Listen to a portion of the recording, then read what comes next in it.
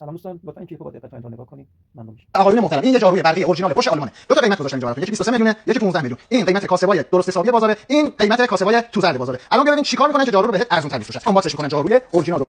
این یه دونه کنفی اورجیناله. اینو برداشتم. پارویی دارم اورجیناله. اینجا یه دونه تلسکوپی دارم.